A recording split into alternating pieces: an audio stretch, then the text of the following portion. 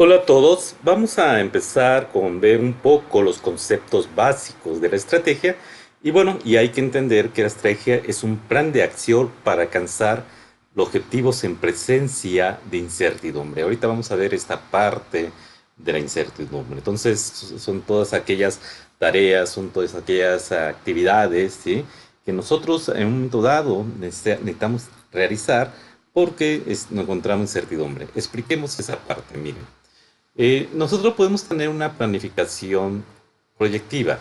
Cuando nuestro entorno es estable, que no existe incertidumbre, entonces simplemente basta de fijar nuestra situación inicial a la situación inicial y generar las diferentes acciones o pasos, acción uno, 2 y 3, y se llega, ¿no?, en un entorno estable. Pero, ¿qué sucede cuando la planificación estratégica? En la planificación estratégica, el entorno se vuelve totalmente difícil de prever, ¿no? Por ejemplo, por los conflictos relativos de la toma de decisiones, la incertidumbre propia del entorno o la complejidad de percibir el entorno.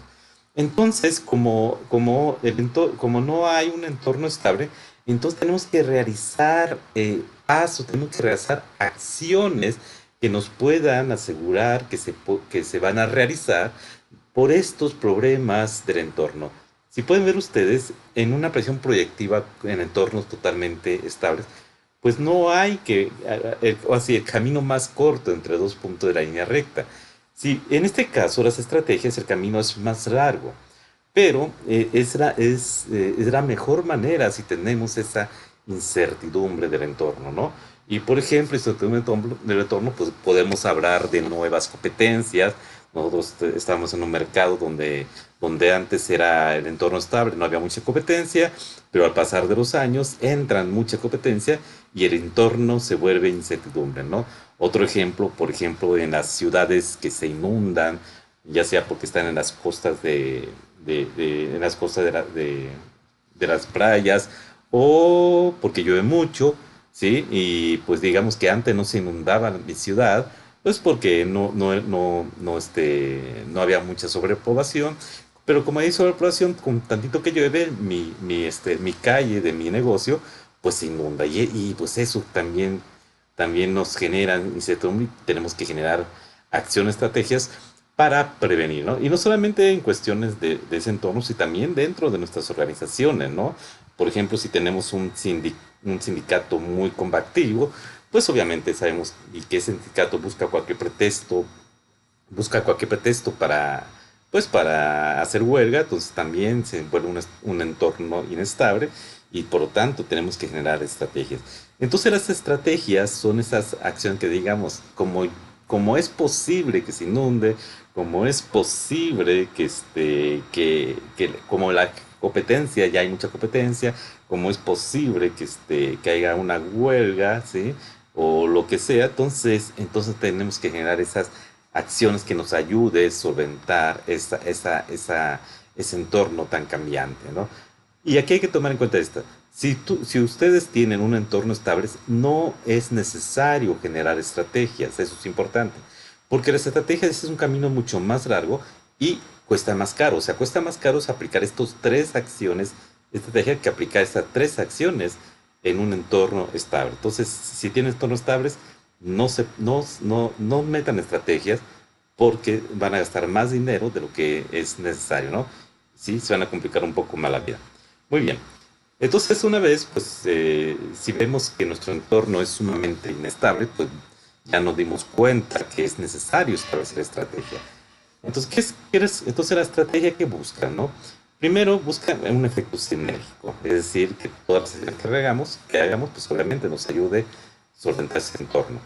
Y, y pues obviamente, ¿cómo logramos eso? Primero, la creación de valor, ¿sí?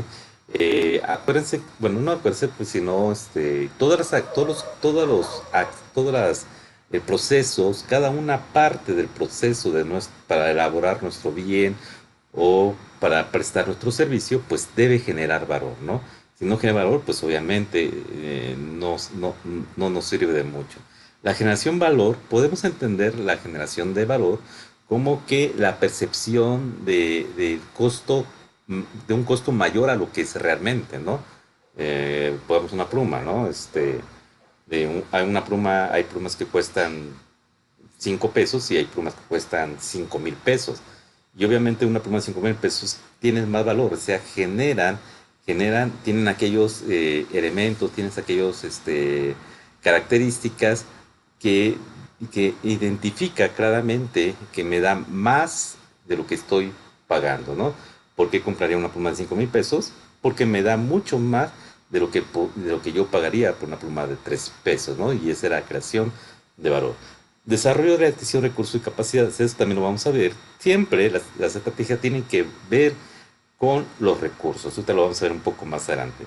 Entonces, desarrollar y adquirir esos recursos y capacidades, ¿no? Para el manejo. Y la disposición de recursos en la cantidad, momento y lugar adecuado. Entonces, la estrategia, por lo tanto, como ustedes pueden ver en la parte de abajo, pues es el uso y manejo y el establecimiento y el aseguramiento de recursos, porque al final de la cuenta los recursos pues nos van a ayudar a generar los bienes y servicios, ¿no? Y pues obviamente aquí el problema de la creación de valor, ¿no? Que lo que necesitamos es generar valor. Acuérdense que la estrategia, pues obviamente busca que seamos más competitivos y la competitividad, pues es la escasez de recursos. Por eso hablamos mucho de recursos porque los recursos no son finitos. Entonces tenemos, y pues obviamente de los pocos recursos, muchas otras organizaciones lo quieren. Y entonces pues tenemos que generar estrategias para tener esos recursos para poder crear valor. Muy bien. Aquí tenemos una lámina, pues aquí que la estrategia, cómo está la relación de la estrategia con esta parte de los recursos, que es importante. Muy bien. Entonces, por un lado, vemos la parte de arriba, los factores clave del éxito del sector, porque la estrategia se aplica en esos sectores. Si estoy yo en el sector de la tecnología, en el sector agropecuario, en el sector de servicios, etcétera, hay que ver cómo funciona ese sector y lo vamos a ver en otra semana cuando hablemos sobre estrategia, sobre la estrategia de Potter. Y de este lado, las ventajas competitivas que me genera esa estrategia. O sea, yo estudio mi sector, genero una estrategia ¿para qué? Para generar una ventaja competitiva. Pero hay que tomar en cuenta que tengo que manejar esos recursos y esos recursos me generan las capacidades organizativas para poder generar estrategia. Y hay 3 tipos de recursos: tangibles, intangibles y humanos. Los tangibles, pues, son ejemplos físico-financieros. Los intangibles, la tecnología. A ver, la tecnología como sistema. Aquí, si hablamos de tecnología de hardware, equipo de cómputo, pues sería un recurso tangible, ¿no? Ese sería un recurso físico. Aquí hablamos del conocimiento más propiamente, ¿no? O de los métodos y metodologías. La reputación, por ejemplo, es un recurso intangible, la cultura organizacional. Y bueno, y algunos autores meten estos humanos como recursos tangibles, físicos, financieros y humanos, que es válido, porque a fin de cuentas un humano es tangible. Pero bueno, este autor, Grant, pues nos le gusta separar al humano, al ser muy de la escuela humanista este autor, y por lo tanto él lo separa y dice, bueno, y del humano, ¿qué recursos podemos obtener? Pues conocimientos y habilidades especiales, capacidades y motivación. Es decir, que el humano quiera hacer o otorgar el 100% de sus capacidades, habilidades y conocimientos, y eso pues para nosotros es un recurso importante. Muy bien. Entonces, estamos hablando de los recursos. O sea, aquí vamos a hablar mucho de recursos porque es, a fin de cuentas, la estrategia es utilizar los recursos, ¿no? Entonces, los recursos, pues ya decíamos que, bueno, aquí nos dice que son renta debida a recursos y la capacidad de empresa. Son los activos estratégicos. Entonces, los recursos se vuelve un activo. Y tenemos ciertas características. Primero, lo que ya habíamos mencionado, es que los recursos no son finitos. No son infinitos, son finitos, perdón, y por lo tanto son escasos. Hay una transferibilidad difícil. La transferibilidad pues tiene que ver ¿cómo se llama? De que yo lo tengo y tú me lo das, ¿no? O sea, no es que no se pueda. Por ejemplo, la transferibilidad de que, bueno, los recursos los estamos utilizando en otra área o en otro área geográfica, y lo quiero utilizar en otra área geográfica. Entonces es difícil la trazabilidad, ¿no? La inimitabilidad, no se, es muy difícil imitarlo, ¿no? Por ejemplo, un buen ejemplo es el azúcar y el stevia. Si bien el stevia trata de imitarlo, pero no llega a ser exactamente azúcar. La sustituibilidad, sustituirlo, ¿no? Entonces tampoco un recurso puede sustituir por otro. O sea, antes fabricamos muebles de madera y ahora fabricamos muebles de plástico. Podemos pensar que lo estamos sustituyendo, pero no, en realidad no. Tienen características totalmente diferentes. O sea, un mueble de madera nunca va a ser lo mismo que un mueble de plástico, aunque sirva para lo mismo. Apropiabilidad. Hay recursos que nos podemos apropiar, pero hay recursos que no nos podemos apropiar. Por ejemplo, lo de recursos humanos, nunca nos vamos a poder apropiar, ¿no? Solamente la podemos utilizar mientras lo tengamos. El día que el recurso humano se va, pues muchas veces ni siquiera lo vamos a poder por prioridad. La durabilidad, o sea, no todos los recursos dura para siempre, ¿no? El ejemplo son los alimentos son perecederos y solamente no lo podemos usar durante cierto tiempo. Los factores estratégicos del sector, acuérdense que nuestra empresa está dentro de un sector y para ese sector ciertos recursos son muy importantes, ¿no? Por ejemplo, veamos unas empresas de transporte y el recurso principal es la gasolina, por nombrar solamente uno de ellos, ¿no? Y el alza o la baja de la gasolina, pues obviamente va a afectar que esté o no esté disponible el recurso y sobre todo la disponibilidad, ¿no? Y la complementariedad. Muchos recursos, necesitamos unos recursos para utilizar otro recurso, ¿no? Por ejemplo, si queremos hacer un pastel de fresa, necesitamos que haya fresa. Y no vamos a poder hacer un pastel de fresa. Tendríamos que hacer un pastel de cualquier otra cosa, pero si mi empresa se dedica a hacer pastel de fresas, a menos que tenga fresas, no voy a poder hacer pastel, aunque tenga la harina y tenga todo lo demás. Entonces, las características de recursos generan esas capacidades de la empresa. Muy bien.